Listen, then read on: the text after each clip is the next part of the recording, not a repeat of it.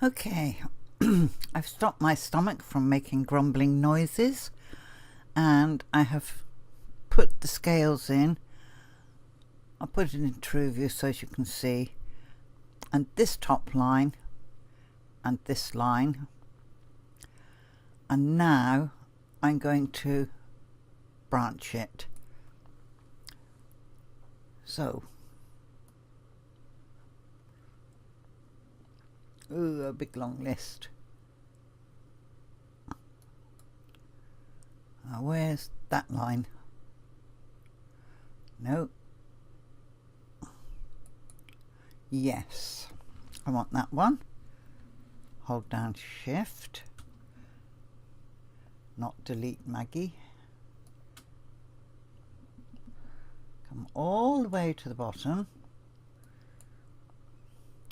Highlight those.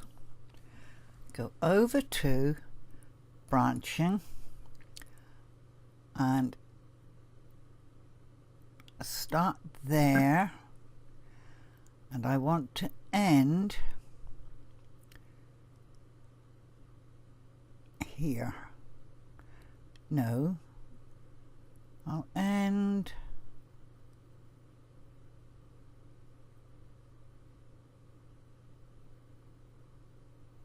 here.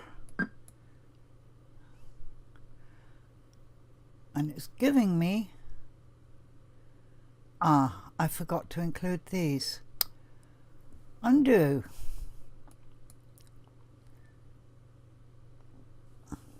They had to be included. That one.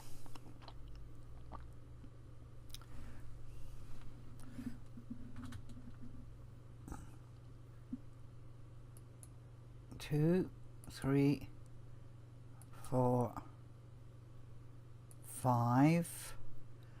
I don't want the bottom two, so I think for now I'll get rid of these and tell those delete. There we go, because they were confusing the issue. All the way down to the bottom, hold down Shift, go to branch,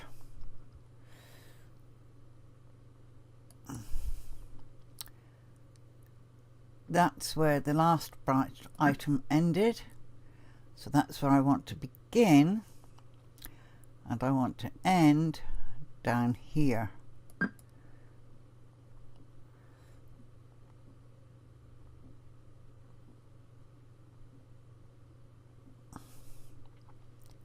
And it's giving me a weird result.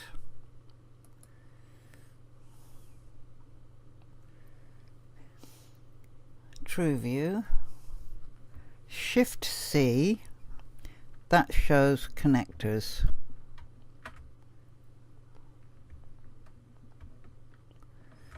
Not in true view apparently. Oh well. I've learnt something new.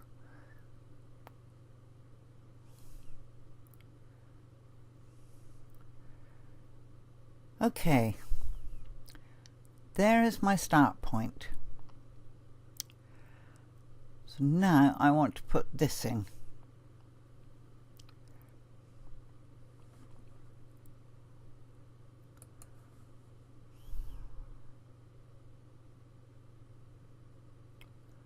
Remembering that I have to touch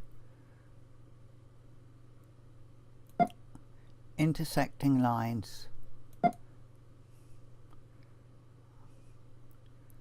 because if you don't, the program will put little short jumps in, and we don't really want any little short jumps.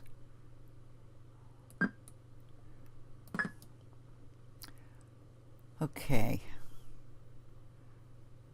and I'm bringing the spines right from that half moon shape.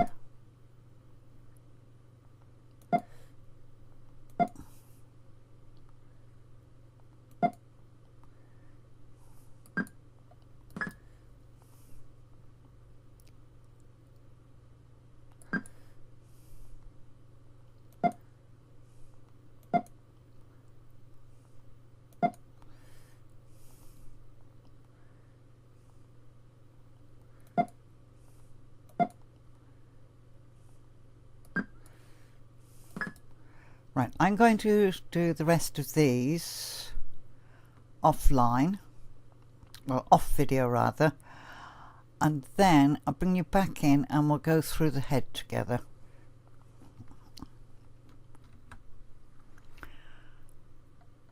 Okay,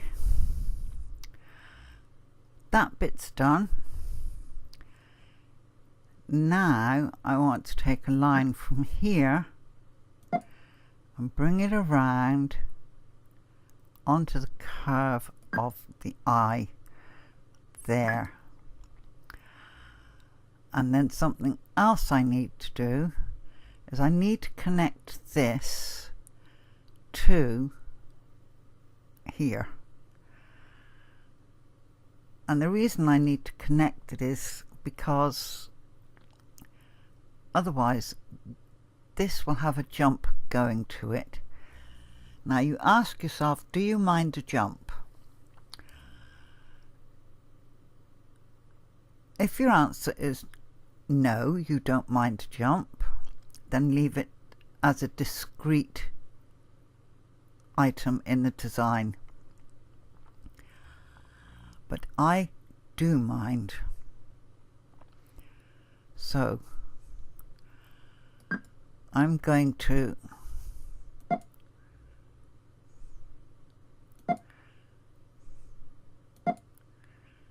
I'm sorry, carp, but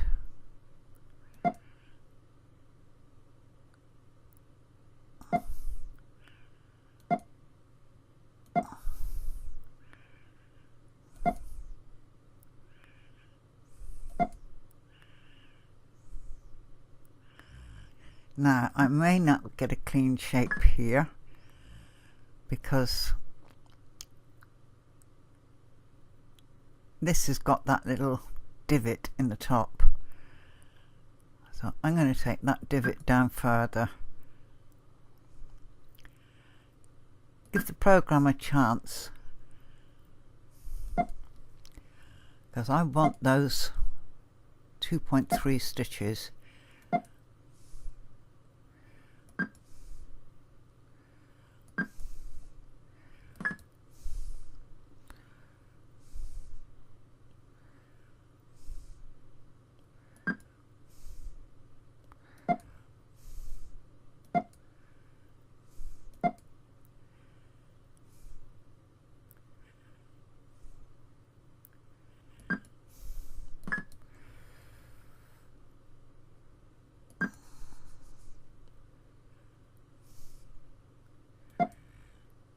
Of course, the other thing is, everywhere where you place a node, you force a needle entry. So don't go doing a million nodes where you don't need them.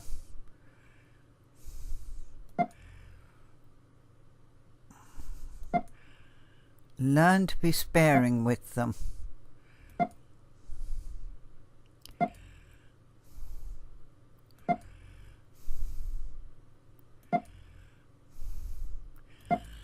That's why I like a 2mm grid,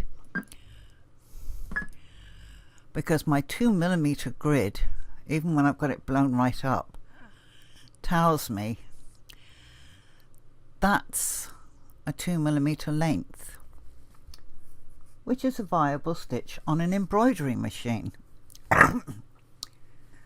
So don't go plonking a node, a node, a node, a node. It's enough to have one there and one there. In fact, it's probably enough to have one there and one up here. So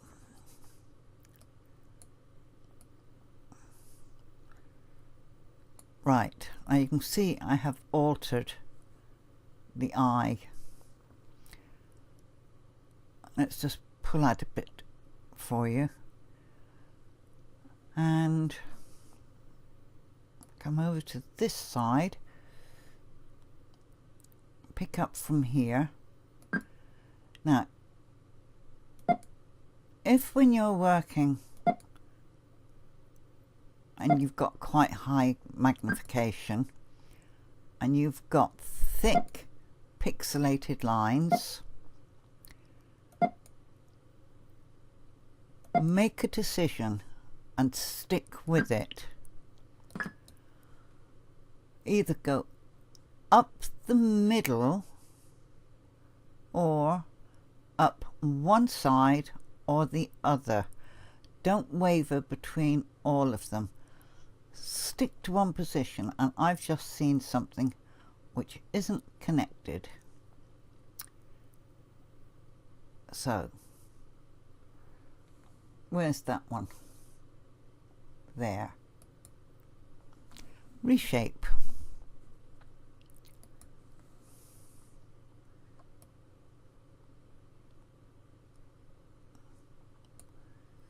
There we go.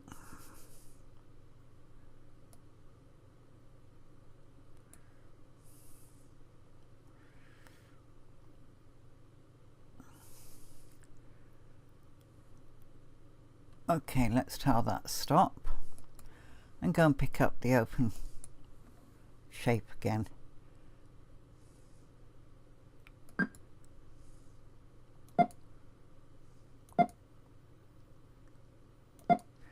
Now I can't actually see my nodes.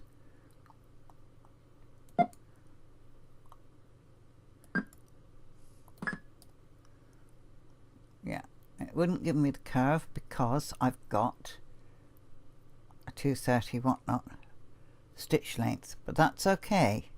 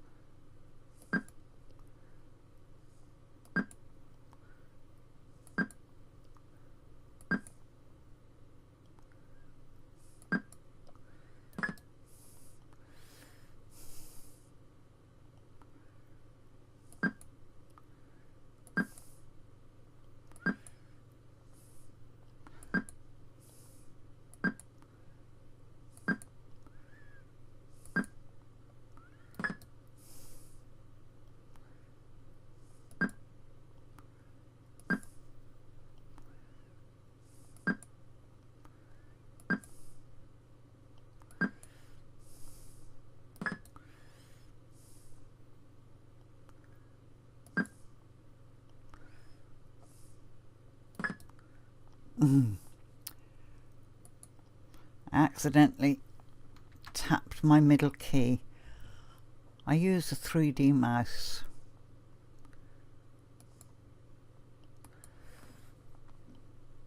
Digitize open shape.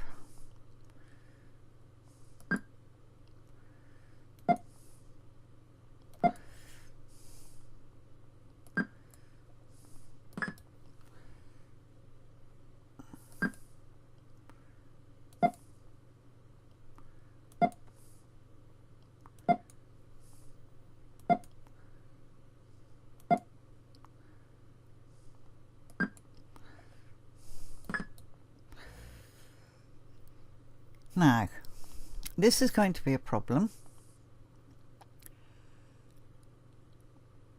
So 1, that's about 2.3 there. That's about 2.3 there. So is that.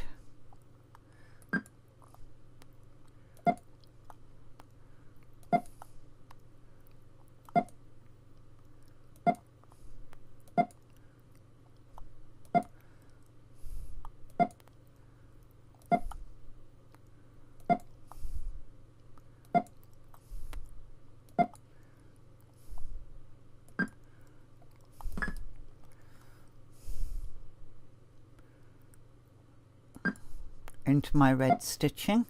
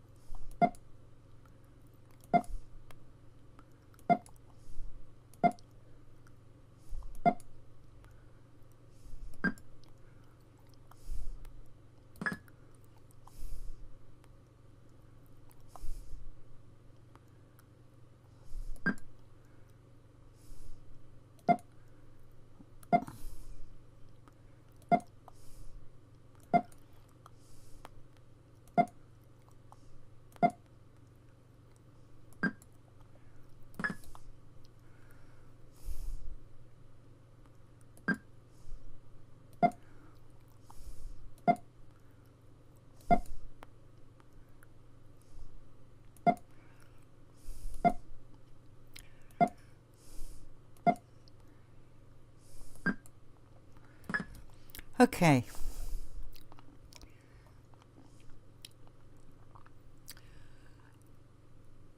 Right. Let's highlight this one. Hold down Shift. Come down to the bottom. That's all that. Come over to branching and where did I start? Was it on that one or that one? Beazzle Bob, can't remember.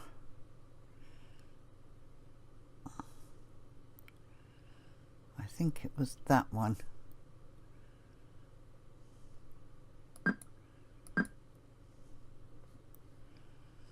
Let's take you out of True View.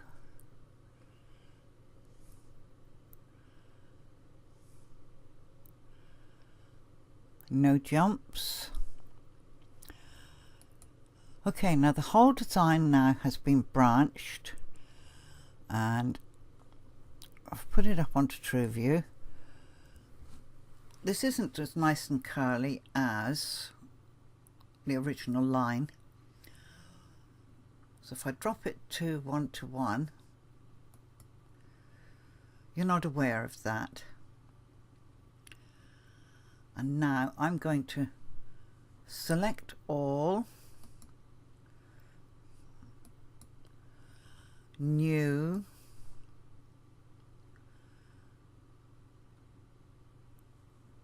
go back Maggie, carp 1, select all, copy. Always helps if you remember to hit the copy and then hit paste. Okay, I'm going to save this one as carp 2. File, save design as, excuse me, I'm getting over the flu.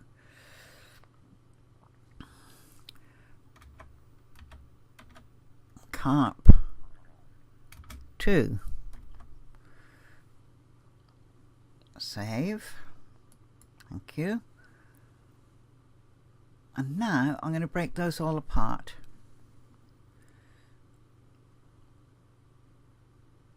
Edit objects.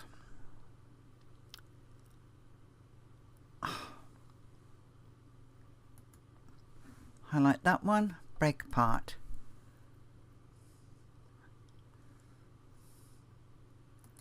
Highlight that one, break apart.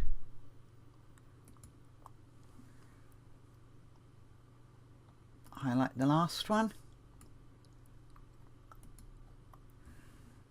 break apart. So now the whole design now is all split up again. So I'm going to ask to select all. Thank you. Branching and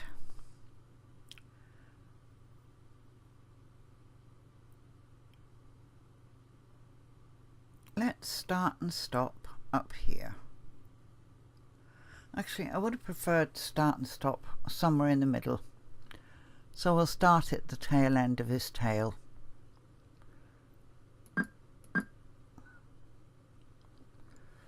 There's the whole design branched.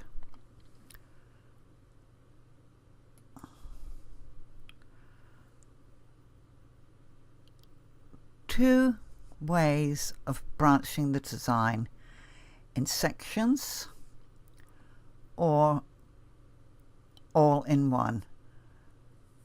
But we're going to put this through the player because I can see some here which are heavier than others. First of all, I'm going to take it out of True View and then put it through the player. That's one pass up there. That's 2.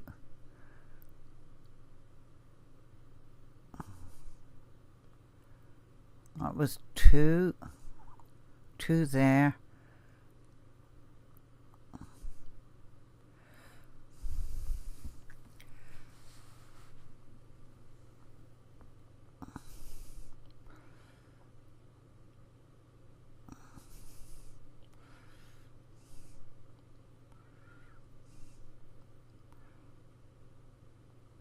Now, I haven't got the patience to sit down and watch this on a very slow speed. Not I haven't got the patience, it's just it eats up video time. And my files are enormous anyway.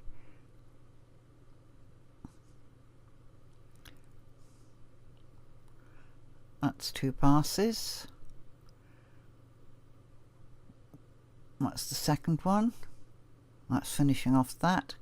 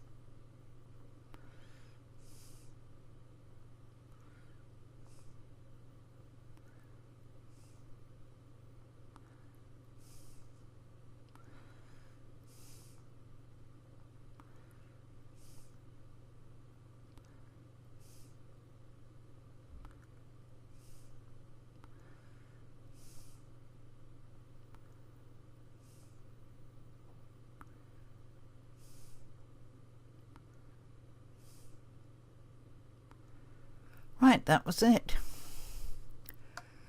I don't think there were any that went more than twice. It was going a bit too fast for me to focus properly. So I'm now going to tell that save. And we'll go back to the first one. And this one's split into 3.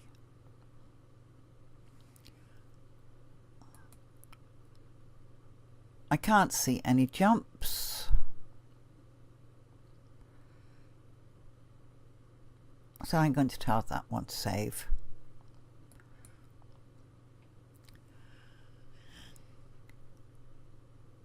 Okay, that's it for doing the line drawings and using branching with a non-variable run length. Use the same technique for quilting blocks.